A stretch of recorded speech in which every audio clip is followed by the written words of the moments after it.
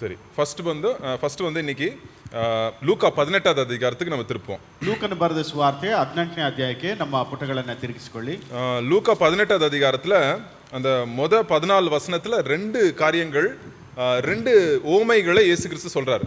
ஒன்னு வந்து ரெண்டும் ஜெபத்தை குறித்து தான் போட்டிருக்கு. ಲೂಕನ ಬರೆದ ಸುವಾರ್ತೆ 4ನೇ ಅಧ್ಯಾಯದಲ್ಲಿ 18ನೇ ಅಧ್ಯಾಯದಲ್ಲಿ ಮೊದಲ 4 ವಚನಗಳಲ್ಲಿ ಮೊದಲು 14 ವಚನಗಳು 8 plus 14 verses. 8ರಿಂದ 14 ವಚನಗಳವರೆಗೆ ನಾವು ಇಲ್ಲಿ ಅಧ್ಯಯನ ಮಾಡಬಹುದು. சரியா? சோ ஃபர்ஸ்ட் 8 வசனத்துல வந்து ஒரு ஸ்திரீயை குறித்து சொல்றாரு.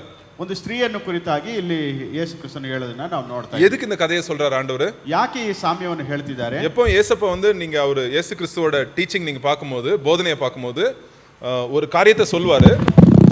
சொல்லிட்டு அதுக்கு சம்பந்தமான ஒரு ಓಮೆಯ ಇಲ್ಲ ஒரு ಕಥೆಯ சொல்வார். ಯೇಸು ಕ್ರಿಸ್ತನು ಸಾಮೆಯ ರೂಪದಲ್ಲಿ ಕಥೆಗಳನ್ನು ಹೇಳಬೇಕಾದ್ರೆ ಅದರ ಒಳ ಅರ್ಥ ಯಾವುದೋ ಒಂದು ಇರುತ್ತೆ. ಒಂದು ಸ್ತ್ರೀಯ ಬಗ್ಗೆ ಅಥವಾ ಯಾವುದೋ ಕಥೆಯನ್ನು ಹೇಳಿದ್ರೆ ಅದು ದೇವರ ವಚನಕ್ಕೆ ಹಿತವಾದಂಥ ಕಾರ್ಯಕ್ರಮಗಳಾಗಿದೆ. ஸோ என்னைக்கு வந்து நீங்க ஓமைகளை படிக்கும்போது எதுக்கு ஆண்டவர் இந்த ஓமையை சொன்னார் அப்படின்னு நீங்க வந்து தெரிஞ்சுக்கணும் ஃபர்ஸ்ட். அப்புறம் தான் கதைக்குள்ள போகணும். ನೀವು ಸಾಮ್ಯಗಳನ್ನು ನೀವು ಅಧ್ಯಯನ ಮಾಡಲಿಕ್ಕೆ ಮುಂಚಿತವಾಗಿ ಈ ಸಾಮ್ಯವನ್ನು ಎದಕ್ಕಾಗಿ ಯೇಸು ಕ್ರಿಸ್ತನು ಈ ಕಥೆಗಳನ್ನು ಹೇಳ್ತಿದ್ದಾನೆ ಎಂಬುದನ್ನು ನೀವು ಅದರ ಬಗ್ಗೆ ನೀವು ಅರಿತುಕೊಂಡು ಆಮೇಲೆ ಕಥೆಯನ್ನು ನೀವು ಓದಬೇಕು. அப்பதான் அந்த கதையை கரெக்டா புரிஞ்சுக்குவோம். இல்லாட்டி நம்ம அந்த கதையை வந்து ತಪ್ಪಾ புரிஞ்சுக்கிற ಚಾನ್ಸ್ இருக்கு. ಆಗಲೇ ನಾವು ಸರಿಯಾದಂತ ರೀತಿಯಲ್ಲಿ ನಾವು ಅರ್ಥ ಮಾಡಲಿಕ್ಕೆ ಸಾಧ್ಯ ಉಂಟು. ಯಾಕಂತಂದ್ರೆ ನಾವು ಅದರ ಬಗ್ಗೆ ಹಿನ್ನೆಲೆ ಗೊತ್ತಿಲ್ಲದೆ ನಾವು ಅಧ್ಯಯನ ಮಾಡಬೇಕಾದ್ರೆ ತಪ್ಪಾದ ಒಂದು சரி. ஸோ ஃபர்ஸ்ட் வந்து இது என்ன இந்த எதுக்காக இயேசு கிறிஸ்து இந்த கதையை சொல்றாரு?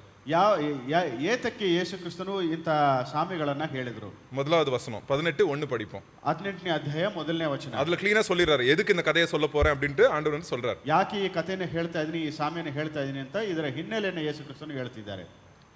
சோர்ந்து போகாமல் எப்பொழுதும் ஜெபம் பண்ண வேண்டும் என்பதை குறித்து அவர்களுக்கு அவர் ஒரு ஓமையை சொன்னார். ஸோ எதுக்காக ஆண்டவர் சொல்றாரு இது?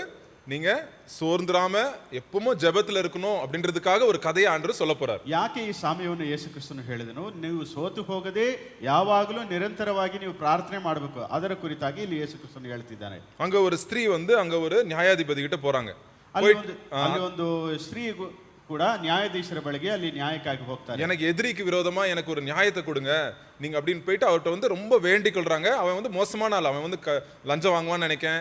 அவன் வந்து அவனுக்குள்ள நல்லத்தனமே இல்லை. அவன்கிட்ட போய் வேண்டி வேண்டி வேண்டி கேட்டுட்டே இருக்குது இந்த அம்மா. ನನ್ನ ವೈರಿಗಾಗಿ ನ್ಯಾಯವನ್ನು ಕೊಡಿ ಎಂಬುದಾಗಿ ಮತ್ತೆ ಮತ್ತೆ ಪದೇ ಪದೇ ಅವರನ್ನ பீடிசோதனா நான் ನೋಡ್ತಾ ಇದೀವಿ. ஸோ கடைசியில் அவன் என்ன சொல்றான்? சார், இந்த அம்மா வந்து என்னை விடாது, நான் கர்த்தருக்கே பயப்பட மாட்டேன், பட் ஆனாலும் நான் அவிசுவாசியா இருந்தா கூட நான் என்ன பண்றேன், இந்த அம்மாவுக்கு கேட்குற நியாயத்துக்கு நான் வந்து ஒரு தீர்ப்பு கொடுக்குறேன் அப்படின்னு வந்து நியாயத்தின் தீர்ப்பை ஒன்று கொடுத்துட்றான். ಪದೇ ಪದೇ ಕೇಳುವ ಮುಖಾಂತರವಾಗಿ ಆತನಿಗೆ ಪದೇ ಪದೇ ಕೇಳುವ ಕಾರಣ ಪೀಡಿಸೋದ್ರಿಂದ ಈಕೆ ಒಂದು ಅವಿಶ್ವಾಸಿಯಾಗಿ ಇದ್ರೂ ಕೂಡ ಸಹ ನಾನು ನ್ಯಾಯವನ್ನು ಕೊಟ್ಬಿಡ್ತೀನಿ ಎಂಬುದಾಗಿ ಕೊಡುವುದನ್ನ ನಾವು ನೋಡ್ತಾ ಇದೀವಿ. ஸோ இந்த கதை எதுக்கு ஆண்டவர் சொன்னாரு? ಯಾಕೆ ಈ ಸಾಮ್ಯವನ್ನು ಹೇಳಬೇಕು? ஒரு அவிசுவாசியான ஒரு மோசம் பண்ற ஒரு மோசம் பண்ற ஒரு நியாயாதிபதி வந்து இப்படி வந்து நியாயத்தை கொடுக்குறானா, உங்களுடைய தேவன் நீங்க நினைச்சு பாருங்க அப்படின்னு ஆண்டவர் சொல்றாரு. ಅನೀತಿಯಾದಂಥ ಈ ಜೀವನದಲ್ಲಿ ಈ ನ್ಯಾಯವನ್ನು ಕೊಡುವಂಥ ನ್ಯಾಯಾಧೀಶನ್ನು ನಾವು ನೋಡಬೇಕಾದ್ರೆ ಅದಕ್ಕಿಂತ ಮಿಗಿಲಾದಂಥ ದೇವರು ಎಷ್ಟೊಂದು ನಿಷ್ಠಾವಂತರಾಗಿ ನ್ಯಾಯವನ್ನು ಕೊಡ್ತಾರೆ. ஸோ எதுக்கு ஆண்டவர் சொல்றாரு? 6வது வசனம் 7வது வசனத்தை பார்ப்போம். 6ನೇ ವಚನ ಮತ್ತು 7ನೇ ವಚನವನ್ನು ಗಮನಿಸಿ.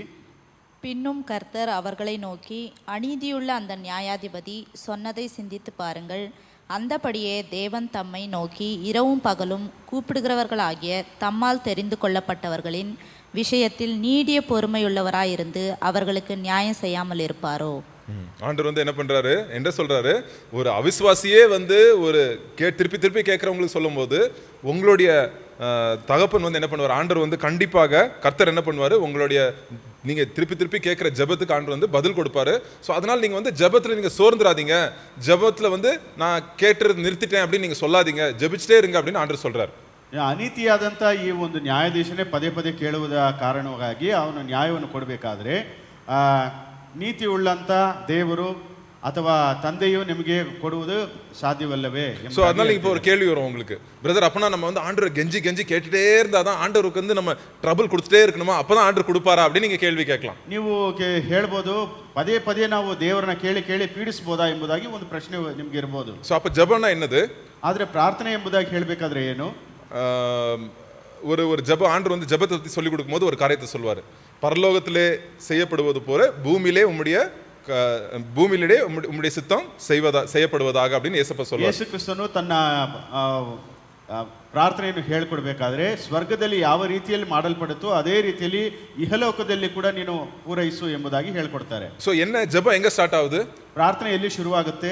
நம்ம நிறைய வாட்டி நினைக்கிறோம் ஜெபம்னா ஓகே நான் வந்து போனோம் ஆண்டர்கிட்ட போய் சில காரியங்கள் லிஸ்ட் சொல்லணும், அவர் வந்து அதுக்கு வந்து பதில் கொடுப்பாரு, இல்ல எஸ் சொல்வாரு இல்ல நோ சொல்வாரு, அதான் ஜெபம் அப்படின்னு நம்ம நினைக்கிறோம். ನಾವು ಅನೇಕ ಸಾರಿ ಪ್ರಾರ್ಥನೆ ಅಂತಂದ್ರೆ ಏನ್ ನೆನೆಸ್ಕೊಳ್ತೀವಿ, ನಮಗೆ ಬೇಕಾದಂತ ಸಾಮಗ್ರಿಗಳನ್ನ ನಾವು ಲಿಸ್ಟ್ ಹಾಕಿ ಕೊಡಬೇಕು, ಒಂದು ದೇವರು ಹೌದು ಅಂತಾರೆ ಇಲ್ಲದಿರೆ ಇಲ್ಲ ಎಂಬುದಾಗಿ ಹೇಳ್ತಾರೆ. ಇದೇ ಪ್ರಾರ್ಥನೆ ಎಂಬುದಾಗಿ. ஆக்சுவலா ஜெபம் வந்து கரெக்டான ஜெபம்னா என்னது? ಸರಿಯಾದ ಪ್ರಾರ್ಥನೆ ಎಂಬುದಾಗಿ ಹೇಳಬೇಕಾದ್ರೆ ஆண்டர்கிட்ட போகும்போது ದೇವರ ಬಳಿಗೆ ನಾವು ಹೋಗಬೇಕಾದ್ರೆ என்னோட லைஃப்ல என்ன நடக்கணும்னு நீங்க சித்தம் வச்சிருக்கீங்க அதை எனக்கு சொல்லித்தாங்க அப்படின்னு ஃபர்ஸ்ட் கேக்குறது. ದೇವರೇ ನನ್ನ ಚಿತ್ತದಲ್ಲಿ ನಿನ್ನ ಚಿತ್ತವೇನು ಇದನ್ನು ನನಗೆ ಹೇಳ್ಕೊಡು, ಇದೇ ಒಂದು ಪ್ರಾರ್ಥನೆ ಆಗಿದೆ. சோ அதை வந்து தெரிஞ்சுக்கிட்டு அப்புறம் ஆண்டவரே உம்முடைய சித்தத்தின்படி உம்முடைய நேரத்தின்படி உம்முடைய ஞானத்தின்படி என் லைஃப்ல இது நடக்கட்டும் அப்படின்னு நம்ம கேட்கறது வந்து உடனே ஆண்டவர் வந்து அதுக்கு பதில் கொடுத்துருவார் அந்த ஜெபத்துக்கு. ನಿನ್ನ ಸಮಯ ಪ್ರಕಾರ ನಿನ್ನ ಜ್ಞಾನದ ಪ್ರಕಾರ ನಮಗೆ ದಯಪಾಲಿಸು ಎಂಬುದಾಗಿ ಹೇಳ್ಬೇಕಾದ್ರೆ ದೇವರು ನಮಗೆ ತಕ್ಷಣವಾಗಿ ಉತ್ತರವನ್ನು ಕೊಡ್ತಾರೆ. சோ அப்ப ஜெபம்னா என்னது? ಪ್ರಾರ್ಥನೆ ಎಂಬುದಾಗಿ ಹೇಳಬೇಕಾದ್ರೆ ಏನು?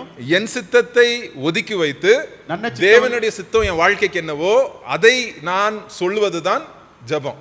ನನ್ನ ಚಿತ್ತವನ್ನು ತ್ಯಜಿಸಿಬಿಟ್ಟು ದೇವರ ಚಿತ್ತವನ್ನು ಪೂರೈಸುವುದೇ ಪ್ರಾರ್ಥನೆ ಆಗಿದೆ. கெத்செமனே தோட்டத்துல இயேசு கிறிஸ்து ஜெபிச்சிட்டு இருந்தார். ಗೆತ್ಸೆಮನೆ ತೋಟದಲ್ಲಿ ಯೇಸು ಕ್ರಿಸ್ತನು ಪ್ರಾರ್ಥನೆ ಮಾಡ್ತಿದ್ರು. ரொம்ப பாரமா இருந்தார், ரொம்ப வேதனையோட இருந்தார். ಭಾರದಿಂದ ಬಹಳ ವೇದನೆಯಿಂದ ಪ್ರಾರ್ಥನೆ ಮಾಡ್ತಿದ್ರು. ஆண்டவரே இந்த கப்பு வந்து இந்த பாத்திரம் ஆண்டவரே என்னை விட்டு வேற யாராவது ஏதாவது பண்ண, இந்த உலகத்தின் பாவங்களுக்காக வேற யாராவது வந்து ரத்தம் சிந்துறதா இருந்தா வேற ஏதாவது வழி இருந்துச்சுன்னா இதை வந்து நான் பாஸ் பண்ணிடுறேன், என்னால முடியல ஆண்டவரே ரொம்ப பாரமா இருக்கு அப்படின்னு ஏசப்பா ஜெபம் பண்றாரு.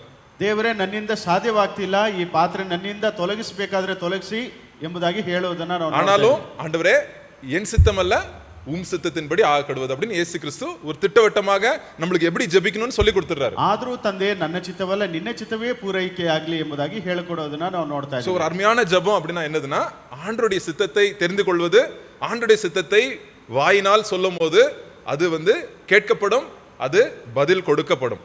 ದೇವರ ಚಿತ್ತವನ್ನು ಅರಿತುಕೊಂಡು ಅದರ ಪ್ರಕಾರವಾಗಿ ನಾನು ನಡಿಬೇಕಾದ್ರೆ ಕೇಳಬೇಕಾದ್ರೆ ಆಗ ನಮಗೆ ನೆರವೇರುತ್ತೆ. இல்லாட்டி நம்ம என்ன பண்ணுவோம், ஆண்டர் கண்டிஷன் போட ஸ்டார்ட் பண்ணிடுவோம்.